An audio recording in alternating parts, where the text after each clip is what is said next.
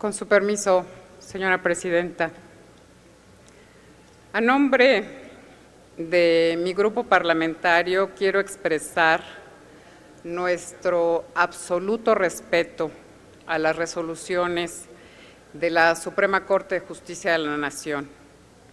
Debemos reconocer que más allá de la formalidad de sus integrantes, estos han cumplido cabalmente con las cada vez más exigentes tareas que le impone la propia evolución de nuestro sistema democrático y jurídico. No podemos olvidar que por primera vez en la historia de México, mediante las reformas constitucionales que recientemente aprobamos, se estableció la posibilidad de realizar consultas populares como un mecanismo novedoso para fortalecer la democracia participativa en nuestro país.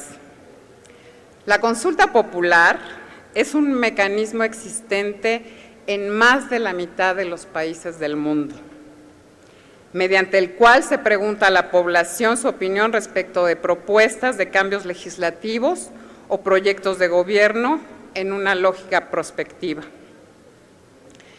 Recordemos, compañeras y compañeros diputados, que este mecanismo fue objeto de múltiples y muy profundos debates durante la discusión de la reforma constitucional en ambas cámaras. Obtuvo el voto aprobatorio de la mayoría calificada requerida y cuyo dictamen, además, fue aprobado por la mayoría de las legislaturas de los estados en cumplimiento con el procedimiento establecido para llevar a cabo una reforma constitucional. Es decir, la consulta popular es producto del constituyente permanente y nosotros somos los primeros obligados en respetar sus términos. La Corte es la instancia facultada para calificar la constitucionalidad de las propuestas de consulta popular, atendiendo las materias que en el artículo 35 de la Carta Magna se estableció que no serán objeto de consulta popular, como son los ingresos y el gasto del Estado, la materia electoral, los principios previstos en el artículo 40 constitucional, los que restrinjan los derechos humanos y los que pongan en riesgo la seguridad nacional y la organización y el funcionamiento de las Fuerzas Armadas.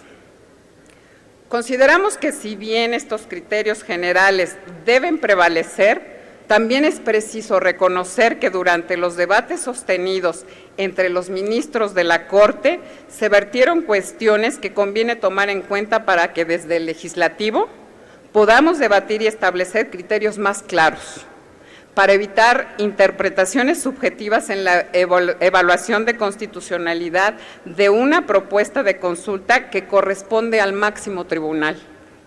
El grupo parlamentario del PRI está abierto a la posibilidad de perfeccionar este mecanismo de democracia participativa recién establecido para que sea un instrumento viable y eficaz. La figura de consulta popular es imperfecta. Si es así, debemos mejorarla. Los propios debates de los ministros al analizar las distintas propuestas de consulta popular marcan la ruta que podemos recorrer para revisar los aspectos de la legislación que deban modificarse a la luz de esos criterios, aunados a nuestra propia experiencia parlamentaria para hacer los cambios que se requieran y contar en México con una verdadera democracia participativa. Se trata entonces de abordar con seriedad la tarea de dar certeza y viabilidad al derecho ciudadano de participar en consultas populares consagrado en la Constitución, para que cumpla con su función y consolide la participación y la confianza ciudadana en nuestra democracia. Lo que no se vale es descalificar a los integrantes de la Suprema Corte de Justicia de la Nación. Nadie puede eludir su responsabilidad porque la Corte interpretó y resolvió en uso de los instrumentos legales con los que nosotros mismos le dotamos. Tampoco se vale una manipuladora ceguera. Tampoco, y lo subrayo, se deben hacer juicios de valor y partidizar una resolución cuando ésta no les favorece y solamente aplaudir lo que partidistamente les beneficia. Ese es un doble discurso que carece de fundamento. Se trata entonces de abordar con seriedad la tarea de dar certeza y viabilidad al derecho ciudadano de participar en consultas populares consagrado en la Constitución,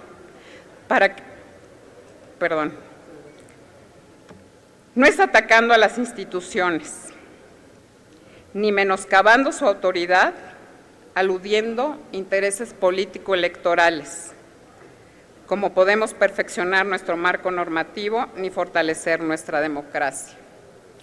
Hoy más que nunca, los legisladores debemos ser ejemplo de cumplimiento a las normas que nosotros mismos creamos, porque las decisiones que se toman de acuerdo con el procedimiento legislativo establecido, y este ha sido el caso, son decisiones que nos obligan a su exacta observancia y cumplimiento a todos, y no solamente a quienes votamos a favor. Ello, compañeras y compañeros diputados, se llama congruencia. Ello se llama respeto por la ley, por la democracia y por el Estado de Derecho. Es cuanto, señora presidenta. Cámara de Diputados, 62ª legislatura.